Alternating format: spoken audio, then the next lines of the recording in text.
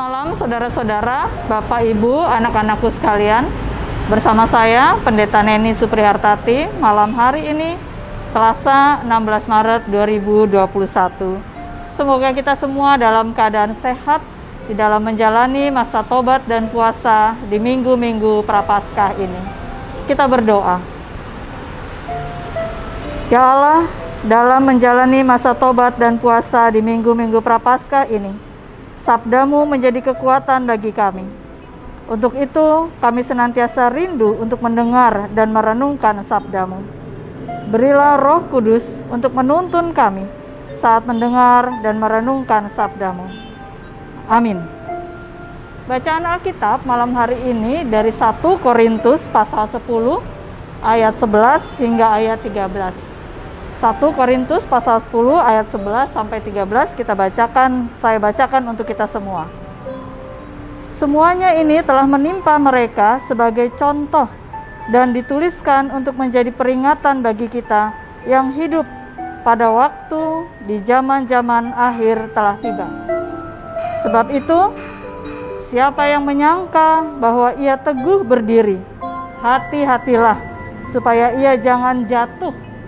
Pencobaan-pencobaan yang kamu alami ialah pencobaan-pencobaan biasa yang tidak melebihi kekuatan manusia. Sebab Allah setia, dan karena itu Ia tidak akan membiarkan kamu dicobai melampaui kekuatanmu.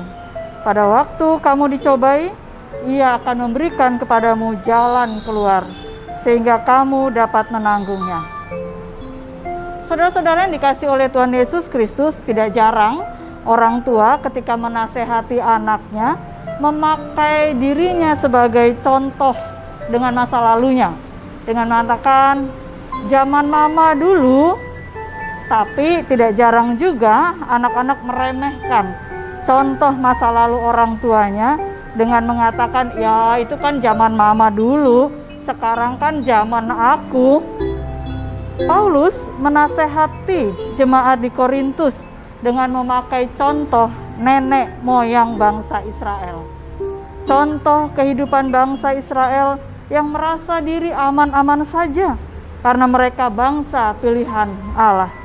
Rasa aman itu justru membuat mereka jatuh dalam dosa karena mereka menjadi hidup sembrono, semaunya, menyembah berhala, melakukan percabulan, dan kejahatan yang lain. Saudara-saudara, salahkah jika orang memiliki rasa percaya diri yang kuat atau teguh berdiri? Tentu tidak salah. Tapi Paulus mengingatkan untuk hati-hati supaya jangan jatuh. Kecelakaan di jalan terjadi biasanya bukan karena orang yang baru belajar mengemudi, tapi justru karena orang yang merasa sudah jago di jalanan dan menguasai kendaraan. Sudah tahu medan di jalan, jadi sembrono. Kalau dipesan hati-hati di jalan, nggak usah ngebut, nanti akan menjawab santai aja. Jalanan sudah dalam kekuasaanku. Di mana ada lubang, aku sudah tahu. Hati-hati. Hati-hati, percaya diri perlu, tapi hati-hati, jangan sampai percaya diri itu membawa pada kesombongan. Karena jika demikian, maka kamu akan jatuh. Saudara-saudara, kita hampir selalu menyalahkan iblis kalau kita jatuh dalam pencobaan. Padahal pencobaan itu datang dari diri kita sendiri. Karena mengatakan saya pinter, saya bisa, saya hebat, saya jago, yang membuat kita merasa tidak perlu hati-hati, tidak perlu belajar, dan akhirnya meremehkan segala sesuatu. Kalau kita punya masalah, merasa bahwa kitalah yang paling berat punya masalah daripada orang lain. Paulus katakan, pencobaan yang kamu alami adalah pencobaan biasa, tidak melebihi kekuatan manusia. Mungkin kita pernah mendengar orang mengatakan demikian, masalahmu sih nggak seberapa, masalah saya berat banget. Ya. Masalah punya masalah kok sombong.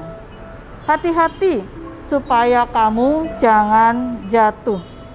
Allah itu setia dan tidak membiarkan kamu dicobai melebihi kekuatan manusia. Tapi kita menjadi berlebihan. Anak sekarang bilang lebay, punya masalah, sudah mengatakan nggak ada jalan keluar, nggak ada yang bisa kasih solusi, buntu, hidup berat banget, menghakimi diri sendiri. Padahal Paulus katakan, pada waktu kamu dicobai, Ia akan memberikan jalan keluar, sehingga kamu dapat menanggungnya. Allah menjamin memberikan jalan keluar. Kok malah kita merasa lebih tahu dengan mengatakan tidak ada jalan keluar? Sebab itu, siapa menyangka bahwa ia teguh berdiri, hati-hatilah supaya ia jangan jatuh. Amin. Kita berdoa. Ya Tuhan, malam ini kami bersatu hati mendoakan saudara-saudara kami yang terpapar virus corona, terlebih mereka yang dalam kondisi kritis di ruang ICU. Mampukan kami untuk mengimani bahwa Engkau tidak memberikan pencobaan melebihi kekuatan kami. Mampukan kami untuk terus percaya bahwa Engkau memberikan jalan keluar sehingga kami dapat menanggungnya. Demikian juga untuk saudara-saudara kami yang sakit karena penyakit apapun. Tuhan berikan kekuatan kepada saudara-saudara kami untuk tetap percaya bahwa Engkau adalah Allah yang penuh kasih setia yang akan memberikan kesembuhan. Ya Tuhan, kami berdoa untuk saudara-saudara kami yang berduka karena kematian memisahkan mereka, baik kematian karena COVID maupun sakit atau sebab yang lain. Engkaulah sumber kekuatan dan penghiburan bagi kami yang berduka. Tolonglah agar saudara-saudara kami dapat terus melanjutkan kehidupan ini dengan kekuatan dari-Mu. Ya Tuhan, kami berdoa untuk program vaksinasi yang masih terus berlangsung. Tolonglah agar program ini dapat berjalan dengan baik, sehingga pada akhirnya semua masyarakat mendapatkan vaksin. Inilah doa kami malam ini yang kami mohon dalam pengasihan Tuhan kami Yesus Kristus. Amin. Demikian saudara-saudara, selamat malam, selamat beristirahat. Tuhan menjaga kita semua.